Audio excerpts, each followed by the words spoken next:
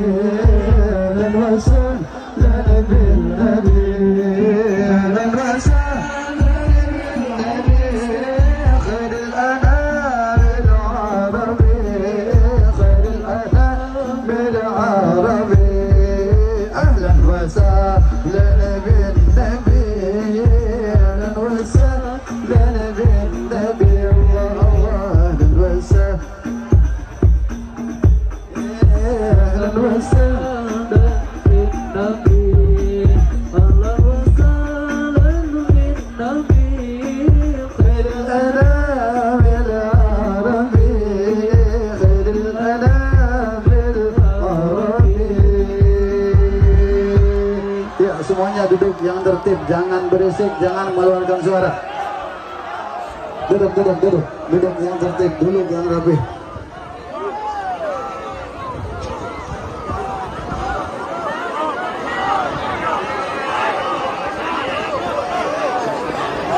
Alhamdulillah, guru kita. Mohon tenang, duduk yang rapi, duduk yang rapi. Duduk yang rapi, tidak ada suara, tidak ada suara, tidak ada suara. Alhamdulillah, guru kita di tengah-tengah kita semuanya. Alhamdulillah, kita doakan beliau sehat, amin. Yang bersolawat kepada Nabi Muhammad, maka malaikat itu berkata, ya Rasulullah, Fulan bin Fulan, Fulanah binti Fulan, disebutkan engkau punya nama satu persatu di depan kuburnya Nabi Muhammad. Fulan bin Fulan, Fulan bin Fulan, Fulanah binti Fulan. Orang ini pada malam hari ini mereka bersalawat kepadamu ya Rasulullah.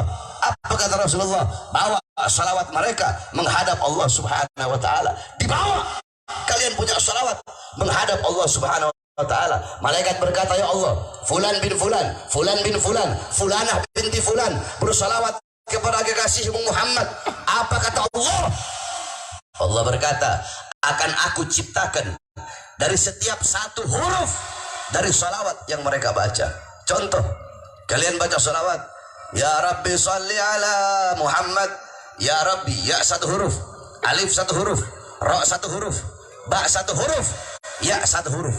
Ya Rabbi, ya Rabbi itu 5 huruf. Dari setiap satu huruf, kata Allah, akan aku ciptakan 360 malaikat yang memiliki 360 kepala. Di setiap kepala memiliki 360 wajah. Di setiap wajah memiliki 360 mulut. Setiap mulut memiliki 360 lidah. Setiap lidah berbicara dengan 360 bahasa, yang dimana malaikat tersebut akan bersujud kepadaku, kata Allah, sampai hari kiamat. Dan malaikat itu tidak akan mengangkat kepalanya dari sujudnya sebelum aku mengampuni dosa-dosa umat Muhammad yang bersalawat kepadanya. Masya Allah. Ketika Rasulullah SAW Isra Mi'raj di langit ketiga, beliau berjumpa dengan satu malaikat. Malaikat tersebut memiliki 1000 tangan. Di setiap tangannya memiliki 1000 jari. Rasulullah bertanya, wahai malaikat, begitu hebat engkau. Allah ciptakan engkau punya 1000 tangan. Setiap tangan engkau punya 1000 jari. Untuk apa Allah menciptakanmu? Dijawab oleh malaikat tersebut, ya Rasulullah, aku Allah ciptakan untuk menghitung setiap tetesan-tetesan hujan yang jatuh dari langit ke bumi. Kemudian Rasulullah bertanya, apakah engkau tahu berapa banyak jumlah? Apakah engkau tahu berapa banyak bilangan setiap tetesan hujan yang jatuh dari langit ke bumi semenjak Adam diciptakan hingga saat ini, apakah engkau bisa menghitung berapa banyak tetesan hujan yang jatuh dari langit ke bumi? Malaikat tersebut menjawab, demi Allah yang mengutusmu sebagai Rasul, aku tahu berapa banyak jumlah bilangan, aku tahu berapa banyak tetesan hujan yang jatuh dari langit ke bumi, dari langit ke gunung, dari langit ke sungai, dari langit ke lembah, dari langit ke hutan, dari langit ke laut. Aku bisa menghitung setiap tetesan hujan tersebut dari zaman Nabi Adam sampai detik ini. Aku tahu berapa banyak jumlah dan bilangan tetesan hujan yang jatuh dari langit ke bumi, ya Rasulullah. Rasulullah merasa takjub, Rasulullah merasa kagum dengan kehebatan malaikat tersebut. Kemudian malaikat itu tiba-tiba berkata, akan tetapi ya Rasulullah, aku punya kekurangan, aku punya kelemahan. Kata Rasulullah, apa kekuranganmu, apa kelemahanmu? Malaikat tersebut menjawab, kekuranganku, kelemahanku yaitu ketika umatmu berkumpul di suatu perkumpulan, ketika umatmu berkumpul di satu majelis untuk bersolawat kepadamu, disitulah kekurangan dan kelemahanku, karena aku tidak bisa menghitung berapa banyak rahmat dan pengampunan yang Allah berikan kepada umatmu yang bersolawat kepadamu, ya Rasulullah. Saudara-saudara, tetesan hujan yang jatuh dari langit ke bumi semenjak zaman Nabi Adam, malaikat itu bisa hitung. Tetapi pada malam hari ini, malaikat tersebut sedang bingung karena tidak bisa menghitung berapa banyak pahala, rahmat, kasih sayang dan pengampunan yang Allah berikan kepada kalian yang duduk di sini bersolawat kepada baginda Nabi besar Muhammad sallallahu alaihi wasallam. Maka beruntung kalian, berbahagialah kalian, karena Allah menjadikan lidah-lidah kalian adalah lidah-lidah di dunia basah dengan bersolawat kepada baginda Nabi besar Muhammad, sehingga lidah-lidah yang di dunia basah dengan solawat itu adalah lidah-lidah yang kelak di akhirat akan basah dengan telaga Al-Kautsarnya baginda Nabi besar Muhammad. Apalagi kita duduk di sini membaca maulid, membaca sejarah Nabi Muhammad, membaca tarikh Nabi Muhammad, sirah Nabi Muhammad yang dipimpin oleh Habib Hashim Al-Haddad. Saudara-saudara, setiap dibacakan maulid Nabi Muhammad, maka di situ Nabi Muhammad SAW hadir. Rasulullah hadir ketika dibacakan maulid. Akan tetapi karena terlalu banyak kedua mata kita berbuat dosa, terlalu banyak kedua mata kita bermaksiat, terlalu tebal dinding penghalang sehingga kedua mata kita tidak bisa melihat hadirnya baginda Nabi besar Muhammad SAW. Saudara-saudara, ada satu daerah yang dimana setiap bulan maulud di daerah tersebut orang-orang berbahagia, bergembira dengan lahirnya Nabi Muhammad SAW, sampai-sampai mereka menembakkan senjata. Kalau kita pakai petasan, kalau di sana mereka pakai senjata, saking bergembira, berbahagia merayakan kelahiran Nabi Muhammad sambil mereka membaca maulid Nabi Muhammad. Nah, ketika mereka sedang menembakkan senjata mereka, tiba-tiba ada satu buah peluru yang nyasar di kepalanya seorang anak kecil yang orang tuanya beragama Nasrani. Maka tiba-tiba orang tuanya membawa anaknya ke rumah sakit, saudara-saudara. Ketika dibawa ke rumah sakit, dokter angkat tangan. Kata dokter, pelurunya ini sedikit lagi pelurunya akan menembus otak sehingga anak tersebut nyawa yang tidak tertolong. Anak tersebut tidak bisa diselamatkan. Tiba-tiba ibu dari anak ini berkata, dia berteriak di rumah sakit, wahai Muhammad, di mana engkau? Muhammad, coba kamu lihat umatmu bergembira dengan lahirmu, umatmu berbahagia dengan lahirmu, sehingga mereka menembakkan senjata, sehingga peluru mereka nyasar mengenai kepala anakku yang tidak berdosa, anakku yang tidak punya salah, hampir mati. Bentar lagi anakku akan mati karena perbuatan umatmu yang membaca maulidmu. Saking senangnya, saking gembiranya, mereka menembakkan senjata. Tanggung jawab engkau, wahai Muhammad. Tiba-tiba ibu dari anak tersebut keluar dari kamar operasi. Ketika dia keluar, ketika dia mau masuk lagi, tiba-tiba anaknya berkata, mau kemana engkau? Anaknya bangun dari komanya, anaknya udah hampir mati. Tiba-tiba bangun, saudara-saudara. Mau kemana engkau? Mau kemana engkau? Jangan pergi, jangan pergi. Ibunya berkata, siapa? Tadi Muhammad datang ke sini, dia elus kepala aku, wahai ibu. Anak yang mau mati tersebut, Rasulullah datang mengelus kepalanya, saudara-saudara. yakni Rasulullah tidak akan pernah membiarkan umat yang selalu membaca maulidnya dalam keadaan susah, dalam keadaan menderita. Rasulullah hadir ketika dibacakan maulidnya. Terus kenapa kita tidak bisa melihat hadirnya Rasulullah? Karena terlalu banyak, terlalu tebal penghalang dari kedua mata kita, sehingga kita tidak bisa melihat hadirnya baginda Nabi besar Muhammad sallallahu alaihi wasallam. Oleh karenanya, saudara-saudaraku sekalian yang dimuliakan oleh Allah Subhanahu wa taala, pulang dari ini majelis, jadikan Nabi Muhammad sebagai teladanmu, sebagai uswahmu, sebagai qudwahmu, teladanmu, pedomanmu, idolamu dalam kehidupan sehari-hari.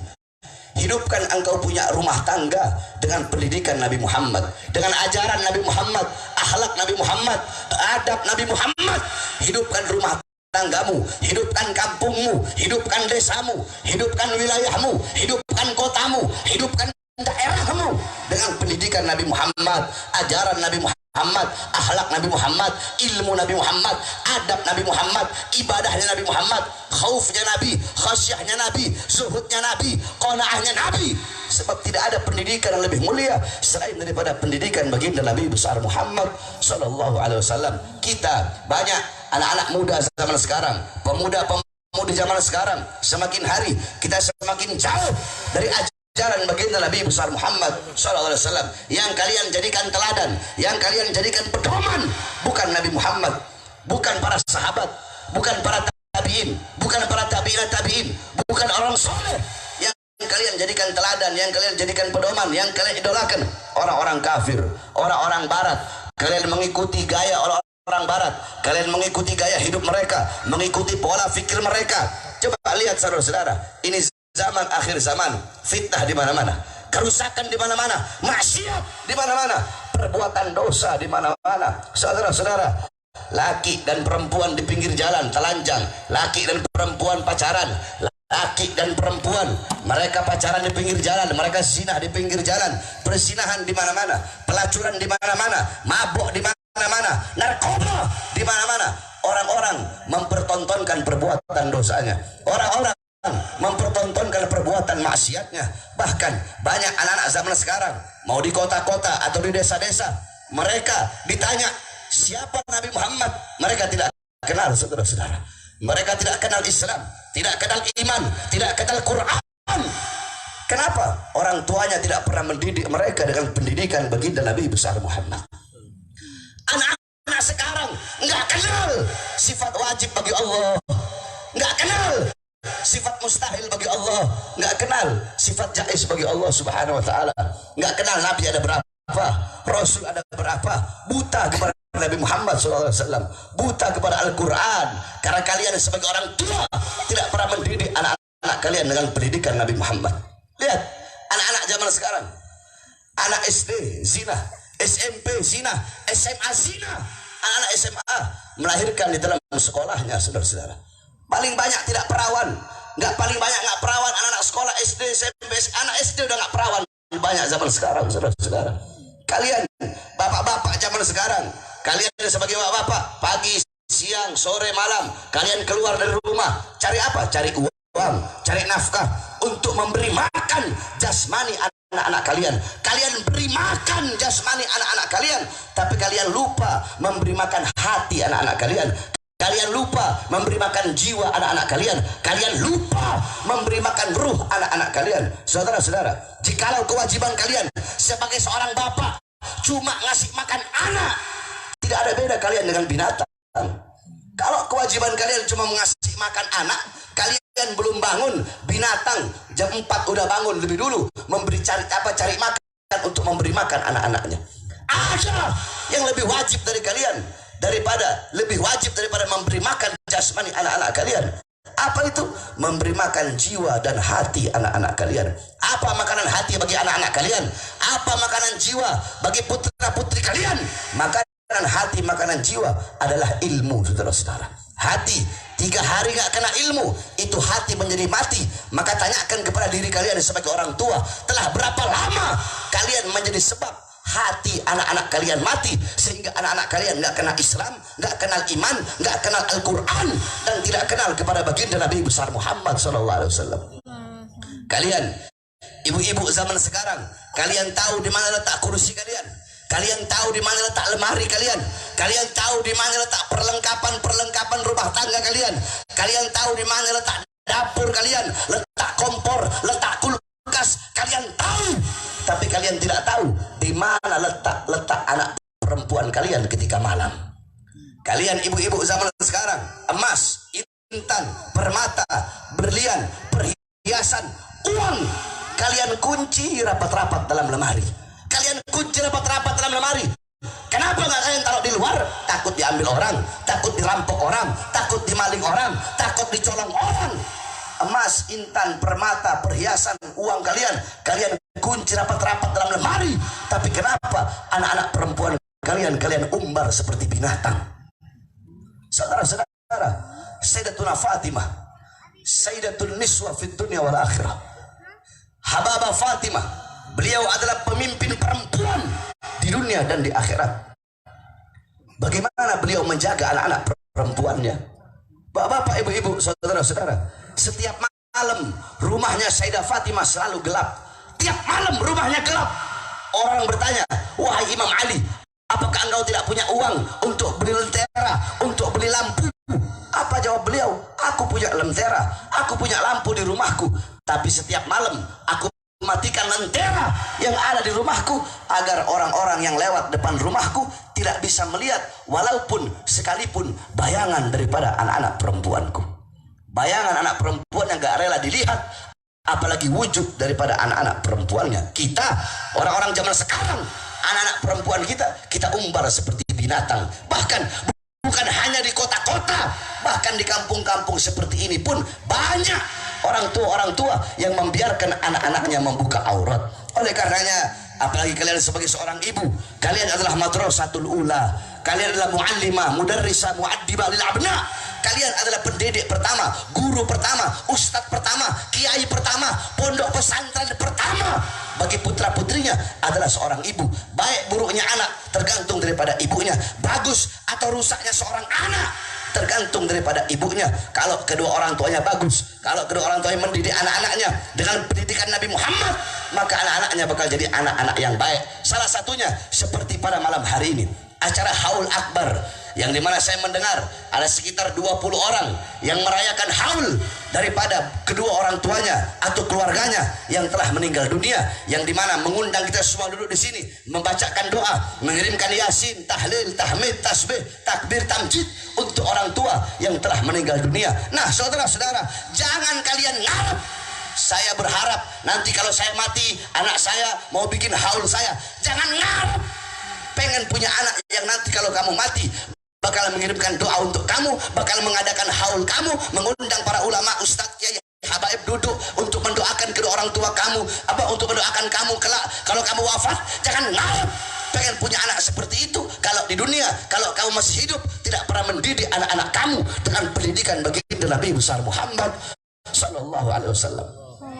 Ini adalah salah satu bukti anak-anak yang soleh dan solehah. Kenapa? Berbakti kepada kedua orang tua bukan hanya semasa hidup orang tua saja, tetapi walaupun orang tua kita telah wafat, walaupun orang tua kita telah jadi mayat, tetap wajib berbakti kepada kedua orang tua. Dengan cara apa? Dengan mengirimkan doa kepada kedua orang tua yang telah meninggal dunia. Idza mata ibnu Adam in qata amaluhu ila min thalathah, sadaqatin jariyah, al-ilmu yantafa'u bih, wa waladun salih yad'u lah. Apabila anak Adam, manusia wafat, manusia meninggal dunia, maka terputus seluruh amalnya. Kita masih hidup sholat, dalam kubur kita nggak bisa sholat. Kita masih hidup puasa, dalam kubur kita nggak bisa puasa. Kita masih hidup haji, udah mati dalam kubur kita tidak bisa haji. Akan tetapi kalau kita masih hidup meninggalkan 3 perkara ini, 3 amal ini, walaupun kita wafat, walaupun kita sudah meninggal dunia, akan tetapi pahalanya akan akan mengalir terus sampai datangnya hari kiamat. Apa? Salah satunya yaitu doa anak soleh yang mendoakan kedua orang tuanya. Saudara-saudara, di zaman Nabi Isa alaihi salam, ketika Nabi Isa sedang lewat, ada satu kubur. Ketika Nabi Isa lewat di kubur tersebut, Nabi Isa mendengar suara teriakan, suara jeritan daripada penghuni kubur tersebut. Kemudian Nabi Isa pergi, balik, lewat itu kubur, sudah tidak ada lagi jeritannya, sudah tidak ada lagi teriakannya. Nabi Isa nanya, wahai malaikat, tadi aku lewat di ini kubur, aku mendengar suara siksaan, suara jeritan, suara teriakan. Tapi kenapa ketika aku kembali sudah tidak ada jeritan, tidak ada siksaan, tidak ada hukuman? Apa kata malaikat? Wahai Nabi Isa, itu ahli kubur adalah orang fasik, orang yang suka berbuat dosa, orang yang suka berbuat maksiat. Akan tetapi ketika engkau sedang lewat tadi, dia punya anak di rumah sedang membaca Injil. Karena anaknya membaca Injil, maka Allah angkat azab dan siksa, dan Allah gantikan dengan rahmat. Itu anak baca Injil, orang tuanya yang lagi disiksa, diazab, diangkat siksa dan azabnya. Maka bagaimana kalau anak-anak kalian mengirimkan Al-Quran, bacaan ayat-ayat suci Al-Quran untuk kalian kalau kalian sudah meninggal dunia? Tapi jangan ngarep pengen punya anak seperti itu kalau kalian masih hidup, tidak pernah mendidik anak-anak kalian dengan pendidikan baginda Nabi besar Muhammad SAW. Oleh karenanya sekali lagi saya wasiatkan kalian para orang tua, didik anak-anak kalian dengan pendidikan baginda Nabi besar Muhammad SAW. Apalagi para pemuda-pemudi di sini, banyak para pemuda-pemudi. Ingatlah kalian, wahai para pemuda-pemudi Islam, syubbanul yom rijalul ghad. Pemuda-pemuda masa kini, pemuda-pemuda masa sekarang adalah pemimpin-pemimpin di masa yang akan datang. Pemimpin negara, pemimpin bangsa, pemimpin kampung kalian, pemimpin desa kalian, pemimpin wilayah kalian, pemimpin kota kalian, pemimpin daerah kalian, dan pemimpin negara kesatuan Republik Indonesia, pemimpin bangsa, pemimpin negara, dan juga pemimpin-pemimpin agama. Kalau anak-anak mudanya baik, anak-anak mudanya taat, anak-anak mudanya patuh kepada Allah, anak-anak mudanya cinta kepada Allah, hatinya selalu berkaitan dengan Allah, selalu berhubungan dengan Allah, hatinya penuh dengan rasa takut kepada Allah Subhanahu wa taala. Anak-anak mudanya menjadikan Nabi Muhammad sebagai teladannya, sebagai pedomannya, sebagai idolanya. Anak-anak mudanya mengerti ilmu agama, mengenal iman, mengenal Islam, mengenal takwa. Anak-anak mudanya soleh. Besok bangsa kita bakal baik, besok bangsa kita bakal bagus. Pemimpin-pemimpin bakal menjadi pemimpin yang bagus, pemimpin negara bakal menjadi pemimpin yang baik, pemimpin yang istiqomah, pemimpin yang amanah, pemimpin yang bisa membawa umatnya, membawa rakyatnya menuju ridhonya Allah Subhanahu wa taala. Tetapi kalau anak-anak mudanya rusak, anak-anak mudanya maksiat, anak-anak mudanya melakukan mungkarat, dalalat, sayyiat, mukhalafat, anak-anak mudanya buta Al-Quran, buta Islam, buta iman, anak-anak mudanya menjadikan orang barat, orang kafir sebagai teladannya, sebagai idolanya, sehingga tidak mengenal Rasulullah. Anak-anak mudanya mabok-mabokan, anak-anak mudanya narkoba, anak-anak mudanya melacur, anak-anak mudanya berjudi. Besok bangsa kita bakal rusak, negara bakal rusak, pemimpin-pemimpinnya bakal rusak, dan agama bakal dipegang oleh ulama-ulama yang rusak. Oleh karenanya kalian para pemuda-pemudi Islam, jadilah pemuda-pemudi kebanggaan baginda Nabi besar Muhammad. Selalu duduk di majelis-majelis Nabi Muhammad, selalu duduk di majelis-majelis taklim. Wahai para pemuda-pemudi Islam, ikuti para ulama, ikuti para ustaz, ikuti para kiai. Jangan jauh dari ulama, jangan jauh dari habaib, jangan jauh dari kiai, jangan jauh dari orang-orang saleh. Almar'u ma'aman ahab. Seseorang kelak di akhirat akan dikumpulkan bersama orang yang ia cintai. Man tashabbaha biqaumin fahuwa minhum. Barang siapa yang menyerupai suatu kaum, maka dia sama dengan kaum tersebut. Al-Imam Malik qal, muhibbal qaum yalhaq bil jamaah. pecinta suatu kaum akan dikumpulkan bersama dengan kaum, golongan, kelompok yang ia cintai. Mahbubal mahbub mahbub wa muhibbal mahbub mahbub. Qala Imam Ghazali. Imam Ghazali mengatakan orang-orang yang dicintai oleh orang-orang yang dicintai oleh Allah, orang itu pun akan dicintai oleh Allah. Mencintai orang-orang yang dicintai oleh Allah, orang itu pun akan dicintai oleh Allah. Wahai para pemuda-pemudi Islam, jarak engkau kelak di akhirat dengan Nabi Muhammad, jarak jauh atau dekatnya engkau dengan Nabi, kadar kedekatan engkau atau jauhnya engkau dengan Nabi kelak di akhirat, itu menurut kadar kedekatan engkau di dunia dari majelis-majelis seperti ini. Kalau di dunia engkau dekat dengan majelis ilmu, dekat dengan majelis taklim, dekat dengan majelis salawat, dekat dengan para ulama, dekat dengan para habaib, dipastikan di akhirat engkau pun akan dekat dengan baginda Nabi besar Muhammad. Tapi kalau di dunia engkau jauh dari ulama, jauh dari orang soleh, jauh dari para habaib, jauh dari para kiai, di akhirat dipastikan engkau pun akan jauh dari baginda Nabi besar Muhammad sallallahu alaihi wasallam. Oleh karenanya, wahai para pemuda-pemudi Islam, selalulah kalian menjadi pemuda-pemudi Islam yang menegakkan keadilan, yang memperjuangkan Islam, yang menyampaikan kebenaran. Saudara-saudara, Islam tidak butuh kepada 1 juta pemuda yang tidak memiliki ghirrah, yang tidak memiliki semangat, yang tidak memiliki semangat yang kuat, yang tidak memiliki tekad yang bulat. Islam tidak butuh kepada 1 juta pemuda yang tidak punya semangat dalam membela Islam, yang tidak punya semangat dalam membela bangsa, yang tidak punya semangat dalam membela negara.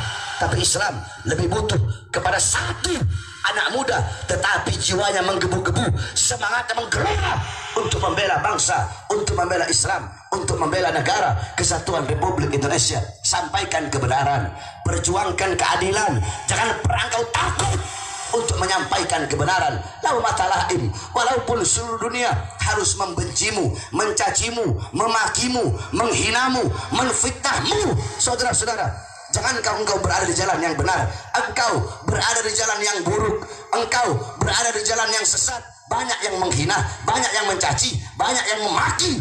Apalagi engkau berada di jalan kebenaran, apalagi engkau berada di jalannya Allah, berada di relnya Allah untuk membela agama Allah. Pasti banyak yang menghinamu, banyak yang mencacimu, banyak yang memakimu, banyak yang menyepelekanmu.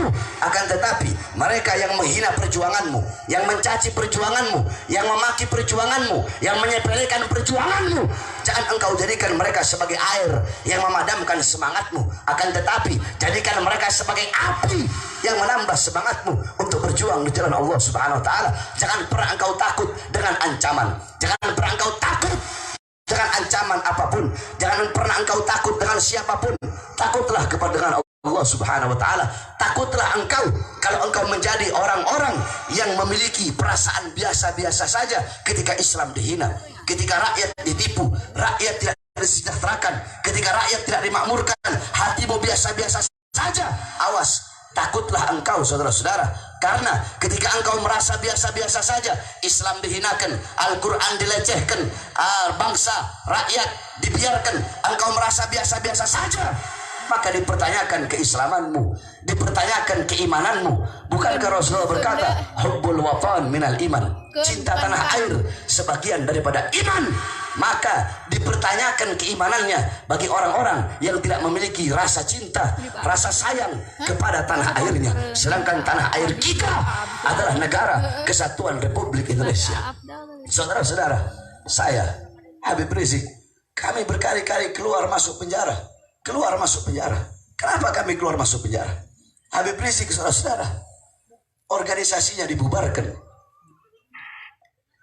di penjara, 6 laskarnya dibunuh, saudara-saudara. Begitu berat perjuangan beliau untuk Islam.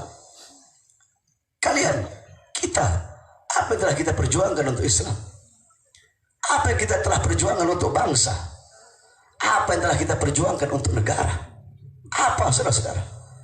Beliau-beliau seorang habaib, para habaib, kami para anak cucu Rasulullah SAW. Saya 2009 di penjara, 2010 di penjara, 2012 di penjara, 2018 di penjara, 2020 saya keluar dari penjara. Baru 2 hari bebas dari penjara, saya dibawa ke Nusa Kambangan. Tangan saya diborgol, perut saya diborgol, kaki saya diborgol. Pulang dari Nusa Kambangan, saya dibawa ke lapas Gunung Sindur. Tahun 2021 saya bebas. Belum sampai 1 bulan bebas, saya sudah ditahan kembali di Polda Jabar, saudara-saudara. Kenapa kami berkali-kali di penjara? Apakah kami penjahat? Apakah kami penjahat? Apakah kami bandar narkoba? Apakah kami kriminal? Berapa banyak aset negara yang saya jual? Apakah saya penipu rakyat? Apakah saya membohongi rakyat? Apakah saya maling uang rakyat? Apakah saya nyolong uang rakyat? Saudara-saudara, Habib Rizik di penjara, Habib Hanif, saya berkali-kali. Kenapa? Saya baru keluar 2 hari, dibawa ke Nusa Kambangan. Kenapa? Karena ceramah saya, saudara-saudara. Ceramah saya dibilang ceramah yang memprovokasi masyarakat. Ceramah saya dibilang meresahkan. Pertanyaannya, apa isi ceramah saya? Saya sampaikan kepada kalian. Saya kasih tahu kepada kalian apa isi ceramah saya yang dibilang meresahkan masyarakat, sehingga saya baru keluar, kemudian saya dibawa ke Nusa Kambangan sana. Isi ceramah saya ketika itu 2020, awal-awal masa pandemi, awal-awal lagi ketat-ketatnya COVID-19. Saya keluar dari lapas siang, saudara-saudara. Malam saya langsung ceramah, padahal saya tahu resikonya, nanti saya pasti bakal dipenjara lagi. Nah, saudara-saudara, ketika itu dalam ceramah saya mengatakan, wahai pejabat, wahai aparat, wahai pemerintah, kenapa rakyat, kenapa masyarakat kalian kurung dalam rumah, PSBB, nggak boleh keluar rumah, tetapi tidak kalian beri makan, tidak kalian berikan minum, makan, minum, kebutuhan pokoknya tidak kalian berikan. Sedangkan rakyat kalian nggak boleh keluar rumah. Kalian mau menghidupkan rakyat, memakmurkan rakyat, atau mau bikin mati rakyat? Wahai pejabat, wahai aparat, wahai pemerintah, kenapa mal-mal, perusahaan-perusahaan milik asing tetap buka di masa pandemi corona ini? Sedangkan warung-warung kecil, toko-toko kecil milik pribumi, kenapa kalian paksa untuk tutup? Wahai pejabat, wahai aparat, wahai pemerintah, berapa banyak pengangguran di Indonesia, pemuda-pemudi yang tidak punya kerjaan, pemuda-pemudi yang pengangguran di masa corona ini. Tapi kenapa di masa corona, di masa pandemi, di saat banyak pengangguran di Indonesia, tetapi tenaga kerja terus kalian kirim dari Cina, terus kalian kirim dari asing? Itu isi ceramah saya yang katanya meresahkan, saudara-saudara. Saya tanya, dalam ceramah saya itu, apakah saya membela diri saya? Apakah saya membela keluarga saya? Apakah saya membela anak istri saya? Apakah saya membela kelompok saya? Apakah saya membela golongan saya? Apakah saya hanya membela Islam saja? Siapa yang saya bela? Rakyat atau bukan? Siapa yang saya bela? Siapa yang saya bela? Siapa yang saya bela? Siapa yang saya bela? Yang saya bela rakyat yang susah, rakyat yang menderita, rakyat yang kelaparan, rakyat yang ditipu, rakyat yang tidak disejahterakan. Saudara-saudara, demi Allah, untuk bangsa, untuk agama, untuk negara, untuk rakyat Indonesia, demi bangsa, demi agama, demi rakyat, jangankan hanya di penjara, nyawa saya, jiwa saya, darah saya murah harganya.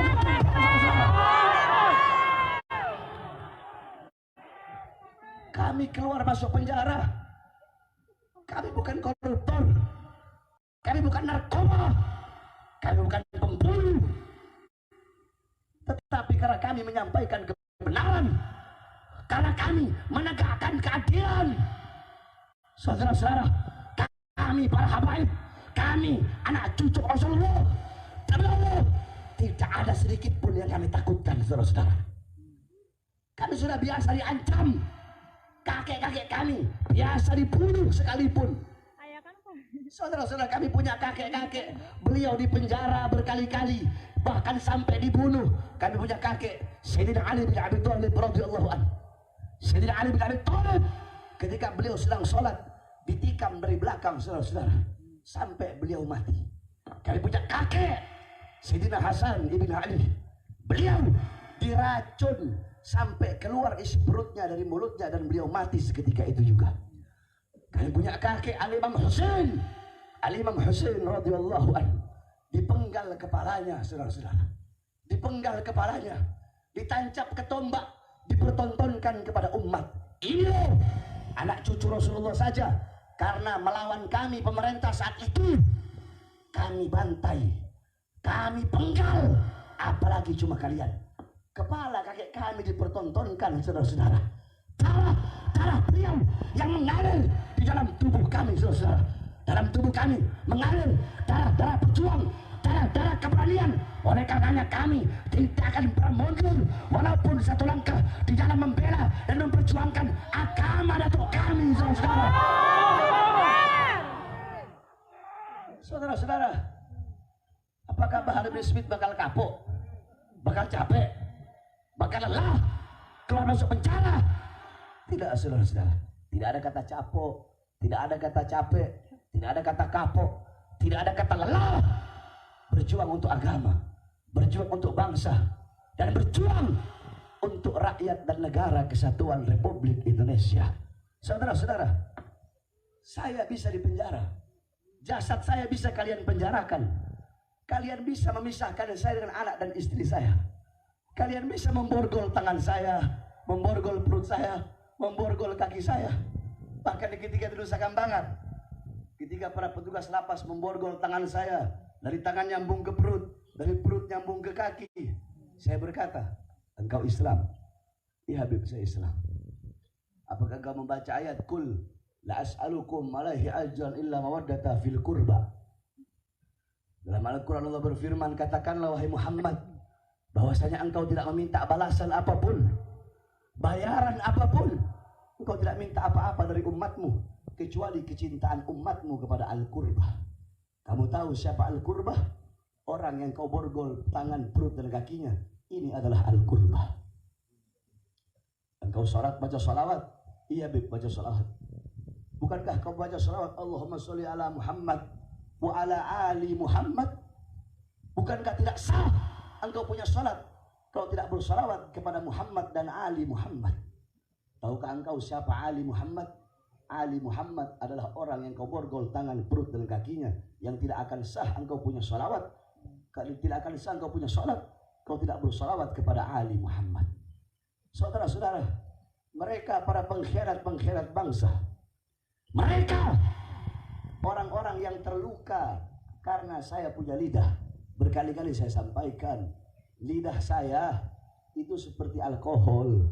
Kamu tahu alkohol? Saya tanya, alkohol kena kulit, kulitnya nggak ada luka, adem nggak? Adem nggak? Adem. Tapi kalau alkohol kena kulit yang ada luka, perih nggak? Perih. Sakit nggak? Sakit. Orang yang tidak punya luka, orang yang tidak punya borok, orang yang hatinya lurus, pejabat yang hatinya baik, pejabat yang amanah, istiqomah, kalau kena saya punya lidah, adem-adem aja. Tapi pejabat yang rusak, pejabat yang biadab, pejabat yang bangsat, kena saya punya lidah, kayak luka kena alkohol tadi, sudah kelejit-kelejit dia, sakit dia, sampai ke dalam hati dia merasakan sakitnya. Tapi kalau pejabat yang lurus, yang istiqomah, dia nggak bakal merasakan apa-apa, bahkan dia merasa adem-adem saja. Nah, saya sampaikan, kalian para pengkhianat bangsa, kalian yang suka berjanji memakmurkan rakyat, mensejahterakan rakyat, tapi yang makmur adalah partai dan politik kalian.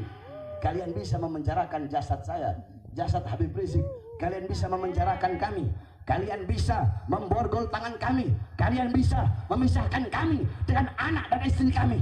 Tetapi demi Allah, suara-suara kebenaran yang kami sampaikan, suara-suara keadilan yang kami sampaikan, yang kami sebarkan ke seluruh pelosok dan penjuru Indonesia, tidak akan pernah bisa kalian penjarakan, tidak akan pernah bisa kalian bungkam sampai datangnya hari kiamat. Saya tanya semua masyarakat, semua pemuda-pemudi Islam yang ada di sini, siap sampaikan kebenaran, siap tegakkan keadilan, siap lawan kezaliman, siap bela agama, siap bela bangsa, siap bela negara, siap bela NKRI, siap bela merah putih. Sampaikan kepada mereka, kami pemuda-pemudi Islam Indonesia, kami para santri-santri yang pakai sarung, kami bersumpah demi Allah, selama darah kami masih merah, selama tulang kami masih putih, merah putih, maka selama itu kami para pemuda-pemudi Islam, kami para santri-santri yang pakai sarung akan berada di barisan paling depan, rela hancur, rela binasa demi bangsa dan rakyat Indonesia. Semua pemuda-pemudi Islam, santri-santri sarungan, siap hancur demi Islam, siap mati demi merah putih, siap binasa demi Indonesia. Allahu Akbar, Allahu Akbar. Indonesia merdeka, merdeka, merdeka. NKRI harga mati, harga mati, harga mati. Allahu Akbar. Mudah-mudahan Allah berikan keselamatan bagi bangsa, Allah berikan kedamaian bagi Indonesia, Allah berikan ketentraman bagi Indonesia. Pejabat yang jadi pejabat yang baik, pejabat yang cinta ulama, yang cinta orang-orang soleh, ulama jadi ulama yang baik, ulama jadi ulama yang lurus. Amin ya rabbal alamin. Saya senang, saya bahagia. Dari pas masuk tadi kemari, saya dikawal sama polisi. Saya lihat ada Bapak Kapolsek bersama-sama dengan Bapak dari TNI Koramil. Nah, pejabat-pejabat baik seperti ini, saudara-saudara, inilah pejabat-pejabat akhirat. Jadi pejabat harus datang ke ulama. Jadi pejabat harus datang ke majelis-majelis taklim. Al-Imam Ghazali beliau berkata, apabila ada pejabat mendatangi ulama, pejabat mendatangi majelis-majelis ilmu, itu tujuan dari pejabat itu adalah mencari akhirat. Sedangkan kalau sebaliknya ada ulama mendatangi pejabat, ulama keluar masuk istana, ada ulama sering datang ke kantor-kantor pejabat, itu adalah ulama-ulama yang mencari dunia, saudara-saudara. Oleh karenanya, alhamdulillah, banyak para pejabat yang hadir di sini, mudah-mudahan jadi pejabat yang istiqomah, jadi pejabat yang lurus. Amin, amin, ya rabbal alamin. Mudah-mudahan ulama kita juga jadi ulama yang baik, jadi ulama yang lurus. Sebab banyak ulama sekarang, ustadz, kiai sekarang, ustadz, kiai, habib sekarang, alimun alladhi yaj'alu ilmahu tabi'an ra'yil muluk, adalah seorang ulama, ulama yang menjadikan ilmunya untuk mengikuti kemauan para penguasa.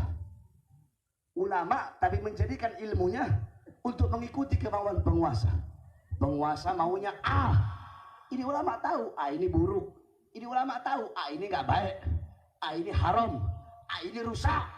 Tapi bagaimana caranya mencari-cari dalil untuk membenarkan yang salah, untuk memperbaiki yang buruk daripada kesalahan pejabat tersebut. Inilah kera-kera bersorban, ulama-ulama kontrak, ulama-ulama amplop. Saudara-saudara, sekarang ustadz, kiai, habib sekarang ini ada ustadz kuning, ada kiai kuning, ada habib kuning.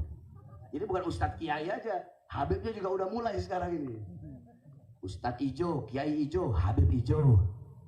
Ustadz merah, kiai merah, habib merah. Bukan sorbannya, bukan sorban. Maksudnya apa? Ada kiai Gerindra, ada habib Gerindra. Ada kiai PDI, ada habib PDI. Ada kiai Golkar, ada habib Golkar. Ada kiai PKB, habib PKB. Kiai PAN, habib PAN. Ustadz sama ustadz berantem, kiai sama kiai berantem, habib sama habib berantem. Gara-gara apa? Gara-gara beda bendera, gara-gara beda pandangan politik, gara-gara beda capres. Yang satu Habib Jokowi, yang satu Habib Prabowo. Yang satu Habib Anies, yang satu Habib Ganjar Pranowo. Gara-gara beda capres, Habib sama Habib berantem, kiai sama kiai berantem. Terus kita mau bilang, ayo umat bersatu. Bagaimana umat mau bersatu? Ustadz sama ustadznya berantem, kiai sama kiainya berantem, habib sama habibnya berantem. Gara-gara urusan partai, urusan bendera, urusan politik, urusan kursi, urusan kedudukan, urusan jabatan, urusan perut. Saling berantem, saudara-saudara. Kami para habaib, kami diajarkan oleh kakek-kakek kami. Andaikan pangkat, jabatan, tahta, kekuasaan andaikan bisa dipegang oleh seekor binatang peliharaan, maka demi Allah kami tidak rela, kami tidak ridha binatang peliharaan kami memegang pangkat jabatan tahta dan kekuasaan tersebut. Kalau binatang peliharaan kami saja kami tidak rela memegang pangkat dan jabatan, bagaimana kami para habaib akan rela untuk tujuan pangkat dan jabatan? Tidak, saudara-saudara, tujuan kami bukan itu. Tujuan kami adalah menjaga agama datuk-datuk kami. Tujuan kami menyampaikan, menyebarkan ilmu kakek-kakek kami kepada umat kakek kami, yaitu umat baginda Nabi besar Muhammad sallallahu alaihi wasallam. Mudah-mudahan para ulama jadi ulama yang lurus, ulama yang istiqamah. Amin amin ya rabbal alamin. Mudah-mudahan semua yang dihauli pada malam hari ini Allah subhanahu wa ta'ala luaskan kuburnya, Allah rahmati, Allah berikan kasih sayangnya, maghfirahnya, pengampunannya. Dan kita semua yang hadir di sini tidak keluar dari ini majelis kecuali Allah ampuni dosa-dosa kita, dosa-dosa yang telah lalu, dosa-dosa yang akan datang, dosa-dosa yang tampak, dosa-dosa yang tidak tampak. Amin amin ya rabbal alamin. Alhamdulillah saudara-saudara, malam hari ini kita bisa berjumpa, bertatap muka. Saya terakhir ke sini sekitar 16 tahun lalu ya. 16 tahun yang lalu saya terakhir ke sini. Saya masih ingat saya ceramah sama almarhum Habib Muhdor Tapos sekitar tahun 2007. Ya, 16 tahun lalu. Terakhir saya ceramah di daerah sini, Cianjur Selatan. Dulu perjalanan dari Jakarta masih 12 jam. Jalannya lubang-lubang sebesar gini jalan-jalan. Dulu, sekarang udah agak mendingan, alhamdulillah. Kita bisa bertatap muka, mudah-mudahan ini tidak menjadi akhir kita bertatap muka. Insya Allah kita bisa berjumpa kembali. Sebenarnya tadi saya itu nggak bisa hadir. Sebab orang paling susah ngundang saya ceramah itu paling susah. Saya paling susah hadir. Karena saya sibuk ngurus pondok, sibuk banyak tamu. Tapi ya mungkin wiritannya kuat-kuat di sini bisa narik saya sampai datang. Kayaknya wiritannya kuat tuh baca wiridnya, makanya saya bisa ketarik ke sini. Padahal tadinya saya udah niat. Saya jujur, saya udah niat nggak mau datang. Tapi ya berhubung kalian wiritannya kuat, sehingga saya bisa sampai ke sini. Alhamdulillah. Mudah-mudahan kita semua mendapatkan keberkahan dari Allah Subhanahu wa taala. Amin amin ya rabbi fanfa'na bi barakatihim. Wa yal husna bi hurmatihim. Wa amitna fi tariqatihim. Wa mu'afati min al-fitani. Wa sallallahu alaihi wasallam Muhammadin wa ala alihi wa sahbihi barik wa sallam. Walhamdulillahi rabbil alamin. Wal 'afwu minkum. Wassalamualaikum warahmatullahi wabarakatuh. Semuanya prajurit pembela Rasulullah.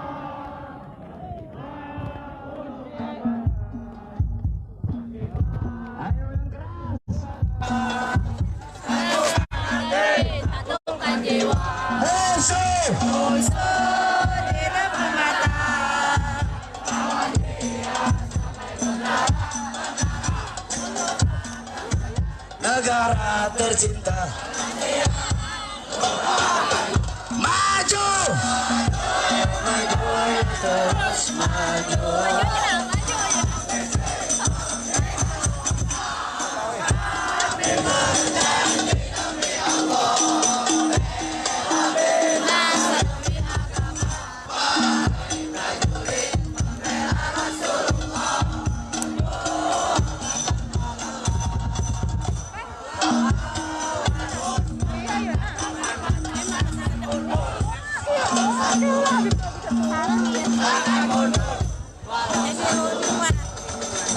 Wahai para pemuda-pemuda,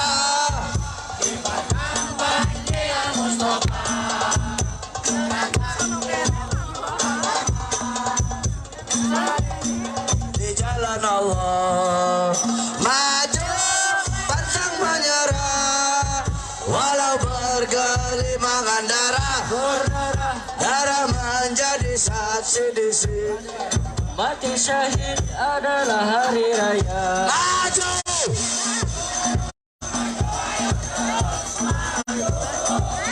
Habisi pengkhianat bangsa, kami berjanji demi Allah. Wahai prajurit, langsung karena mobilnya, Pak. Walau harus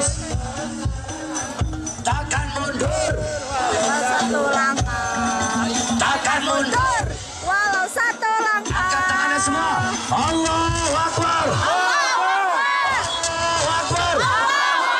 Allahu Akbar.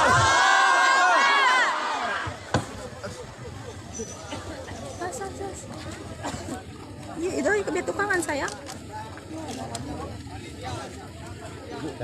Dikasih jalan, coba dikasih jalan. Alhamdulillah wa syukru ala ni'ami. Kita telah mendengarkan ilmu-ilmu yang disampaikan oleh guru kita yang mulia Al-Habib Bahar bin Ali bin Smith. Yang mudah-mudahan kita duduk di sini yang mana memuliakan Rasulullah Sallallahu Alaihi Wasallam, yang mana mengagungkan Rasulullah Sallallahu Alaihi Wasallam, bukan menambahkan keagungan bagi Nabi, bukan menambahkan kemuliaan bagi Nabi, tetapi memuliakan bagi diri kita semuanya. Amin ya Rabbal. Amin. Nah, coba dikasih jalan karena beliau akan melewati tempat dari panggung ke rumah. Mudah-mudahan kita doakan semoga beliau selamat sampai tujuan.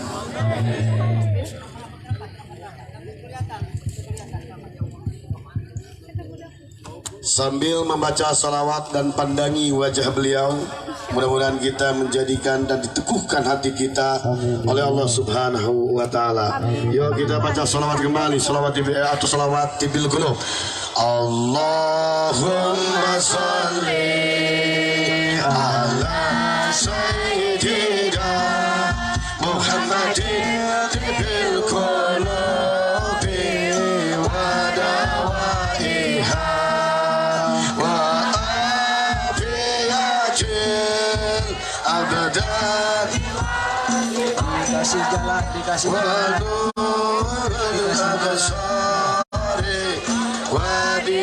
Kasih jalan. Wa ala berselamat. Insyaallah berkah. Allahumma sholli ala sayyidina Muhammadin bil qulubi wa dawaiha wa afiyatil abdani wa riwaiha Wa nuril absari wa diyaiha wa ala alihi wa sahbihi wa sallim. Allahumma salli ala sayyidina Muhammadin bil qulubi wa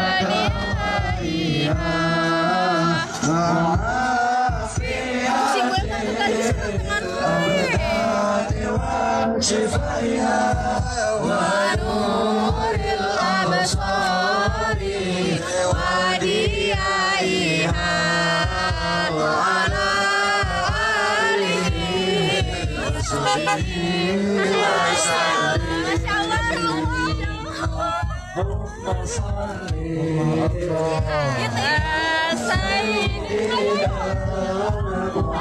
Tangan guys, tangan guys. Tangan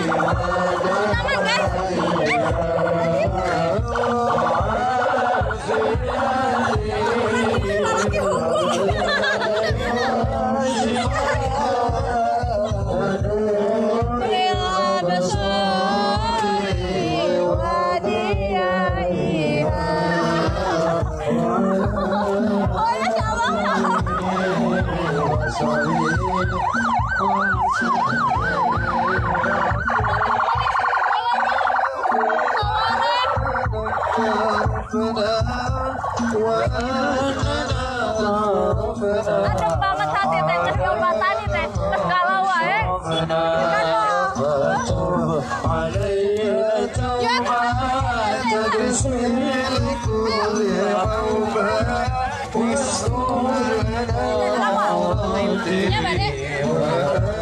Bade. Yuk aja bareng.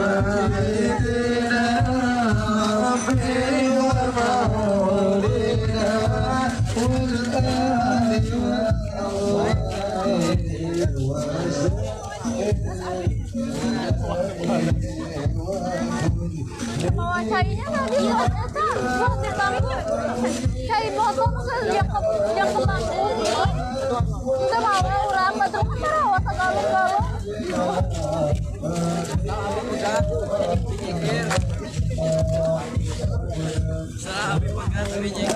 Hayo we. Nah tuh make pulang ti payun gara tuh kayak menang jojodogna seuneu neraka. Aduh.